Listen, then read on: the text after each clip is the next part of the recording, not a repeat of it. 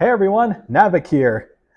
On today's episode, we're taking a look at Ultimates issue 14. I got the variant cover featuring Jim Hammond because why wouldn't I? Jim Hammond's one of my favorite Marvel characters in the regular universe and especially in the Ultimate universe. Now, I'll, I'll say this: I kind of have mixed feelings about this issue overall.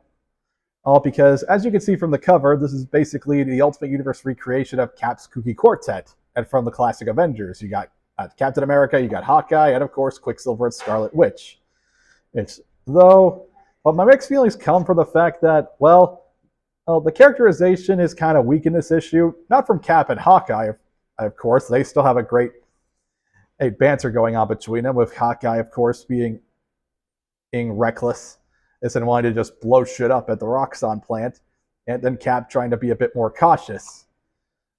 But aside from that, we will see that we don't really get a lot of characterization from the twins. And they are confirmed to be Pietro and Wanda. And a lot of the narrative focus on this issue is basically the bigwigs in charge of the infrastructure of this world. From Roxxon, on Hammer, or Alchemex, AIM, and of course the return from Midas Inc. from issue 2. And Extremis in this universe still wears that bondage gear. So yeah, basically they go over the fact that the Ultimates have been kind of messing up with a lot of their bottom lines. Basically, yeah, these superheroes are bad for business. It's even pointing out that the Ultimates, its app, like their Ultimates app that they launched at the end of issue 13, he's so popular that they can't even delete it, especially because as Howard Stark built a lot of the infrastructure for the modern internet. So yeah, AIM can't really deal with that since Tony knows all the ways to circumvent their control. As we'll see by issue, and yeah, of course, Captain America and Hawkeye attacking a Roxxon on plant, and is furthering in the Ultimate goal of destabilizing the Council's power over the world. Though we see that things quote unquote turn the tides for these rich assholes, with Emma Frost, the White Queen of the Hellfire Club, and yeah, it turns out no matter what universe, she still dresses as alluring as possible. And she sends two of her students from the School for Wayward Youngsters. So basically, the Quicksilver and Scarlet Witch are Hellions in this universe instead of being part of the Brotherhood of Evil Mutants. And as you can see from this first reveal of Quicksilver, they are incredibly young. Like, hell, I think younger than even Peter Parker's son Richard in the Ultimate Spider-Man book. But it definitely fits. It's how young the Ultimate X-Men are. And yeah, this is why I talk about with their characterization. And the twins barely talk in this when they're introduced, which makes sense. According to Emma's narration, they're basically been raised as living weapons.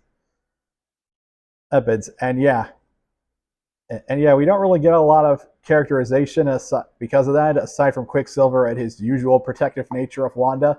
Wanda doesn't even speak. Well, I will give the creative team credit for presentation and the fact that they really understand how Wanda's powers work. It's not just psychic like in the MCU or just straight up magic. Instead, it's basically the hexing and altering probability.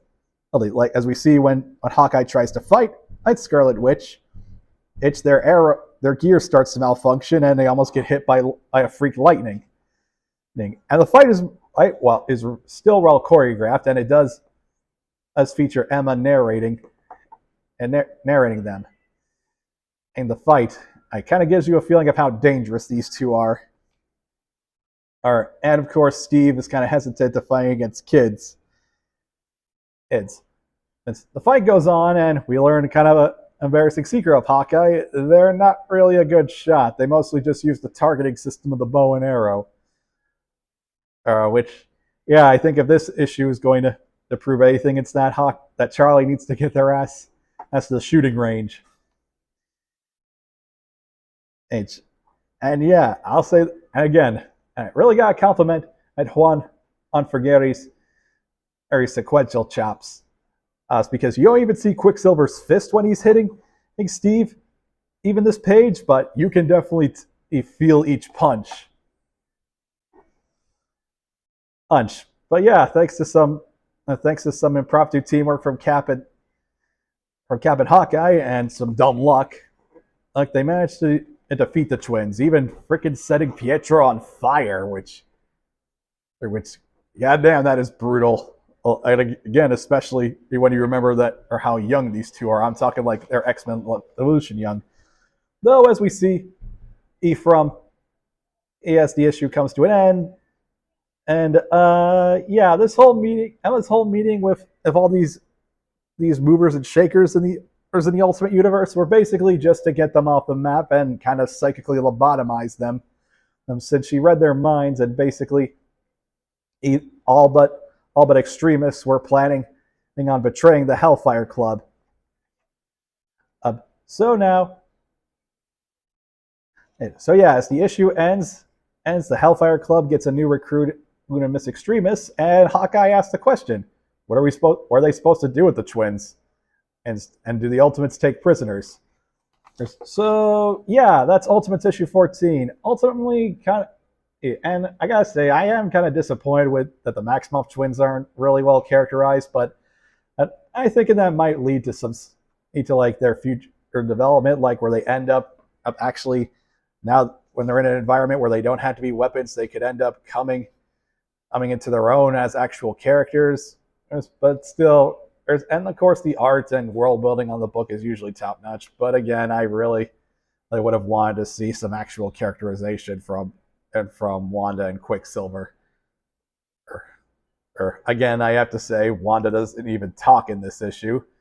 So yeah, real shame. And hopefully the next issue that stars Shang-Chi will be a bit better.